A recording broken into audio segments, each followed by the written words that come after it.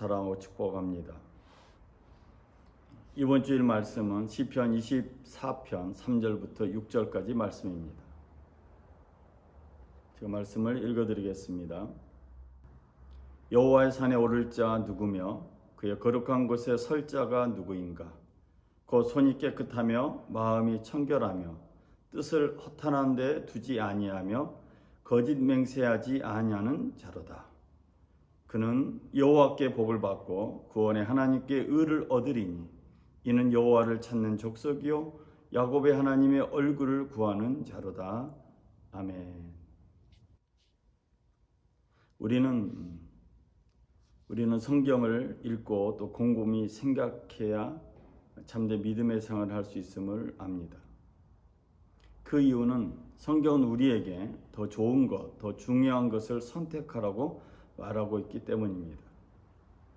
평상시에 어떤 관계를 가지고 있느냐에 따라서 사람은 더 좋은 것 혹은 더 중요한 것을 선택하고 결정합니다. 그러므로 예배는 우리에게 하나님과의 관계를 갖도록 하는 것입니다. 하나님과의 관계를 갖는다는 것은 그 대상에게, 즉 하나님에게 영향을 받는다, 이런 뜻입니다. 오늘 본문 시편 24편은 1절에서 이렇게 시작을 하고 있습니다. 땅과 거기에 충만한 것과 세계와 그 가운데 사는 자들은 다 여호와의 것이로다. 모든 것이 하나님의 것, 여호와의 것이라고 선포합니다. 모든 것이 하나님의 것, 여호와의 것이란 그 이유를 시편 24편 2절은 말하고 있습니다. 여호와께서 그 터를 바다 위에 세우셨고 강들 위에 건설하였기 때문이라고 그 이유를 분명히 말하고 있습니다. 세상 만물을 하나님께서 창조하셨기 때문에 모든 것이 다 여호와의 것이라고 성경은 우리에게 선포하고 있습니다. 아무리 세상이 풍요로워져도 하나님과 관계를 맺지 않으면 불행할 수밖에 없습니다. 이것은 역사가 우리에게 말하고 있습니다. 창조주 하나님을 안다는 것, 하나님의 창조를 안다는 것은 우리의 삶이 하나님께서 주시는 선물이라는 뜻입니다. 그러므로 모든 인간은 거룩해야 이런 하나님 주시는 진정한 복을 누릴 수가 있습니다. 거룩이라고 하는 말은 종교적인 영성을 말하는 것이 아니라 하나님과 인격적인 관계를 가져야 됨을 말하고 있습니다. 그래서 성경은 우리에게 이렇게 질문합니다. 여호와의 산에 오를 자가 누구며 그의 거룩한 곳에 설 자가 누구인가? 성경은 이렇게 우리에게 불편한 질문들을 던지고 있습니다. 이 시편 24편 이 3절의 말씀은 우리가 잘 아는 시편 23편의 결론판입니다. 시편 23편 마지막 절 6절은 이렇게 말하고 있습니다. 내 평생의 선하심과 인자하심이 반드시 나를 따르리니 내가 여호와의 집에 영원히 살리로다. 여호와의 집에 영원히 사는 것, 그것은 무슨 뜻일까요? 하나님과의 완전한 교제를 의미하는 것입니다. 하나님과의 완전한 교제란 어떤 뜻일까요? 성경을 읽으면서 우리는 또 신앙생활하면서 하나님과의 완전한 교제가 무엇일까라는 고민을 하게 됩니다. 이처럼 성경은 우리에게 질문하고 또 우리에게 믿음의 상상력을 가지게 합니다. 하나님은 인격적인 분이시기 때문에 우리를 세뇌시키거나 협박하지 않습니다. 우리를 겁박해서 억지로 믿게 하거나 억지로 헌신하게 하지 않습니다. 그 대신 하나님은 자기 자신을 세상에 또 우리에게 나타내 보이십니다. 우리가 어떤 신비적인 체험을 하지 않더라도 성경을 곰곰이 읽기만 하면 또 그 말씀을 자세히 보기만 하면 하나님의 존재를 알 수 있습니다. 창조주 하나님의 존재를 알게 되면 물질 중심으로 살 수가 없습니다. 창조주 하나님의 존재를 인격적으로 알게 되면 권력 중심으로 살 수가 없습니다. 왜냐하면 하나님께서 어떤 뜻으로 세상을 창조하셨는지를 알기 때문입니다. 그럼에도 불구하고 우리는 여전히 우리 주머니에 많은 물질이 있기를 소망하고 또 부자를 갈망합니다. 부여를 위해 적당한 타협을 하기도 하고 또 악행을 저지르기도 합니다. 또 우리는 살기 위해서 권력 앞에 정의를 버리는 악한 존재가 될 수 있습니다. 이처럼 눈에 보이지 않는 하나님보다는 눈에 보이는 것들을 의식하는 게 우리의 평범한 인생입니다. 그런데 성경을 읽으면 이렇게 일상적으로 살았던 우리를 불편하게 만듭니다. 우리 힘들게 만듭니다. 성경은 적당히 살려는 우리를 불편하게 만들고 있는 것입니다. 그래서 성경을 읽어야 되는 이유는 성경적인 지식을 자랑하기 위함이 아니고 성경 속에 하나님의 뜻이 분명히 드러나기 때문에 우리는 성경을 읽어야 되는 것입니다. 시편 146편 6절부터 9절에 따르면 주님은 하늘과 땅과 바닷속에 있는 모든 것을 지으시며 영원한 신의를 지키시며 억눌린 사람을 위해 공의로 재판하시며 굶주린 사람에게 먹을 것을 주시며 감옥에 갇힌 죄수를 석방시켜 주시며 눈먼 사람에게 눈을 뜨게 해주시고 낮은 곳에 있는 사람을 일으켜 세우시는 분이시다. 주님은 의인을 사랑하시고 나그네를 지켜주시고 고아와 과부를 도와주시지만 악인의 길은 멸망으로 이끄신다. 성경은 우리에게 이런 말씀들을 주면서 우리의 본능대로 사는 것을 경계하고 있습니다. 우리는 보통 사람들처럼 그냥 잘 먹고 잘 살고 편안하게 사는 것을 일상적인 목표로 삼고 있습니다. 그런데 여러분 성경을 보십시오. 성경 읽어보십시오. 성경은요 우리에게 마음과 뜻과 정성을 다해 하나님을 사랑하고 그 말씀들을 지켜 행할 것을 명령하고 있습니다. 이 명령은 우리에게 자발적인 순종을 요구하는 명령입니다. 하나님의 말씀을 읽고 이런 말씀들을 마음판에 두고 있는 사람은 복 있는 사람입니다. 성경을 읽고 애우고 쓰는 이유가 무엇일까요? 아마도 많은 사람들이 성경을 읽고 쓰고 애우면서 나는 하나님께 복 받을 거야 라고 생각할 것입니다. 내가 성경을 많이 읽으면 읽을수록 하나님 나에게 복을 주신다고 생각합니다. 그런데 그 복은 우리가 생각하는 복과 다르다는 것입니다. 우리가 예배를 중요시 여기는 이유는 예배를 통해서 하나님의 복을 받을 수 있기 때문이라고 생각합니다. 그런데 그 복도 우리가 생각하는 복과 하나님이 주시는 복이 다르다는 것입니다. 예배를 드리든지 또 예배를 드리거나 하나님의 말씀을 읽고 쓰고 애우고 암송하는 것 모든 목적은 아마도 모든 사람들이 대부분의 사람들이 하나님께 복을 받을 수 있다고 생각하기 때문에 그러하다고 생각합니다. 그런데 성경 24편 4절에 말합니다. 누가 복 있는 사람이냐라는 말을 시편 24편 4절은 말합니다. 누가 복 있는 사람이냐라는 말에 대해 시편 24편 4절은 이렇게 말하고 있습니다. 곧 손이 깨끗하며 마음이 청결하며 뜻을 허탄한 데 두지 아니하며 거짓 맹세 아니하는 자로다. 여러분 시편을 읽을 때는 그 몇 구절 또 한두 구절만 중심으로 읽게 되는데 이 시편 24편은 특별히 앞에 있는 시편 20편부터 시작해서 24편까지 한 묶음으로 읽는 것이 좋습니다. 그래서 시편 20편부터 읽기 시작하면 24편이 결론이라는 것을 알게 됩니다. 그 결론은 뭐냐면 하나님께 복받는 사람이 누구냐, 시온에 거하는 사람이 누구냐라는 것을 말하고 있는 것입니다.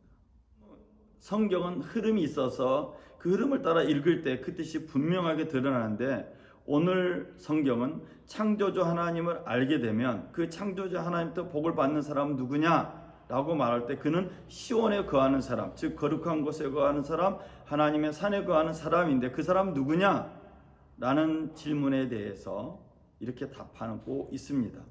손이 깨끗한 사람, 마음이 청결한 사람, 뜻을 허다한 데 두지 아니한 사람, 거짓 맹세하지 아니하는 사람.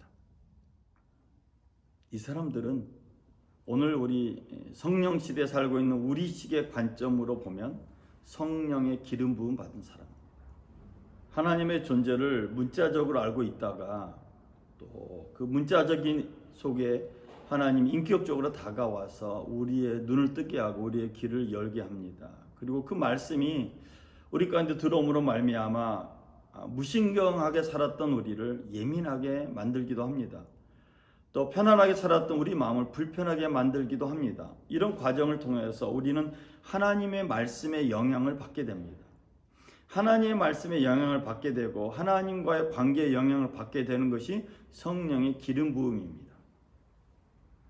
시편 20편 6절은 이렇게 말하고 있습니다. 여호와께서 자기에게 기름 부음 받은 자를 구원하시는 줄 이제 내가 아노니 그의 오른손에 구원하는 힘으로 그의 거룩한 하늘에서 그에게 응답하시리로다. 아멘. 예나 지금이나 사람들은 병거를 의지하거나 말을 의지합니다. 자기가 가지고 있는 재물을 자랑하고 자기가 가지고 있는 권력과 위치를 자랑합니다. 그런데 날마다 하나님과의 관계를 맺는 사람은 여호와 하나님의 이름을 자랑합니다.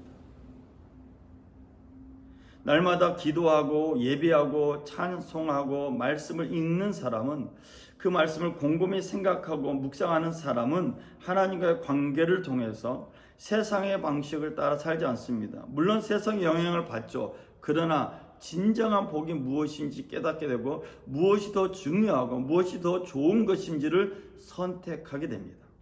그래서 부자가 돼도 물질의 노예가 되지 않습니다. 높은 지위에 올라가도 권력을 탐하기 위해서 정의를 버리지 않습니다. 악한 자를 편에 서지 않고 의로운 자의 편에 서게 되고 연약한 자의 편에 서서 그들을 돕는 일에 앞장서게 됩니다. 하나님을 찾고 예배하는 사람 말이는 진정한 복을 받게 된다는 것입니다. 손이 깨끗하고 마음을 허다한 데 두지 아니하고 거짓 맹세하지 아니한 사람만이 찬양할 수가 있습니다. 시편 22편 23절 24절은 이렇게 말합니다.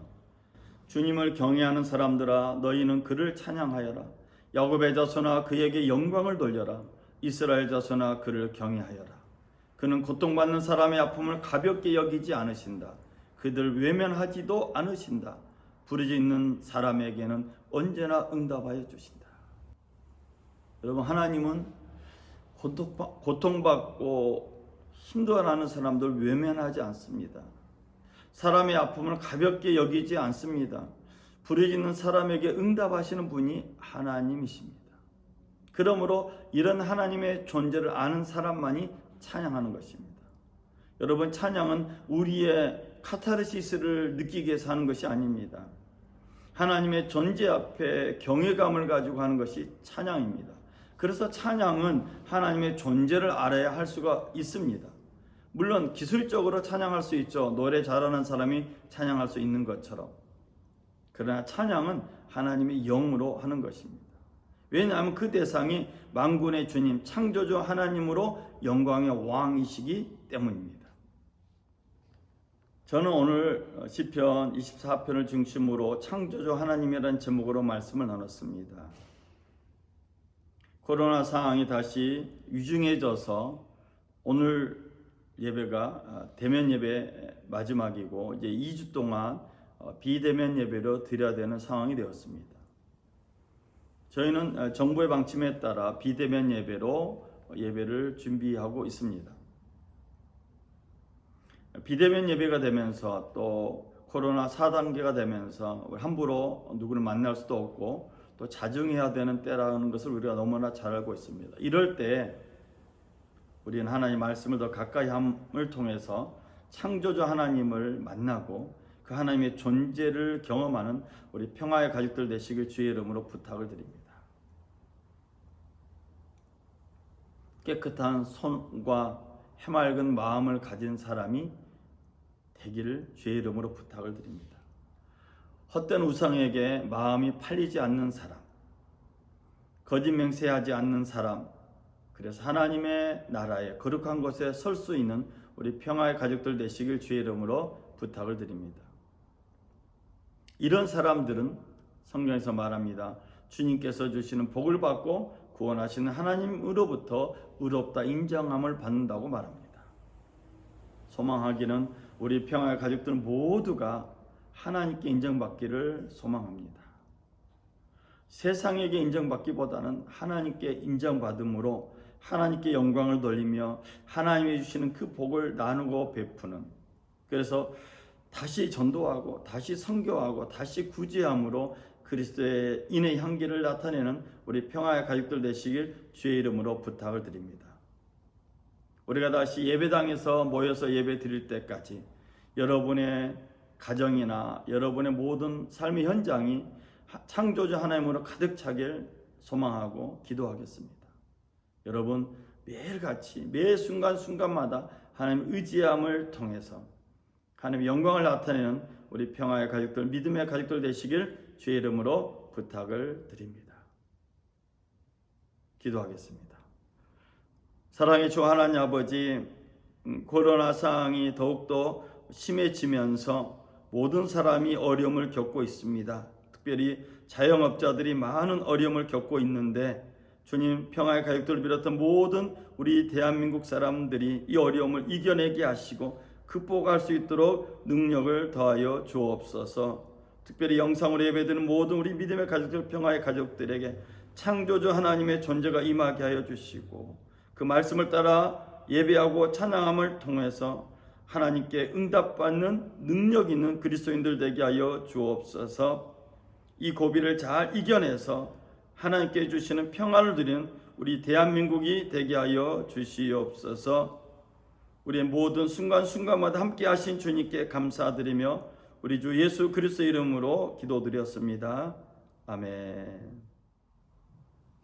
지금은 우리 주 예수 그리스도의 은혜와 하나님의 극전하신 사랑과 보혜사 성령님의 내주하시고 교통하시고 함께하신 은혜와 역사가 주일 예배로 영광을 돌리는 모든 믿음의 가족들 범사이에 우리 평화의 가족들 범사이에 지금부터 영원토록 함께 하시기를 간절히 축원하옵나이다. 아멘. 이상으로 주일 예배를 마쳤습니다. 우리 하나님께 감사의 박수 돌리겠습니다. 감사합니다.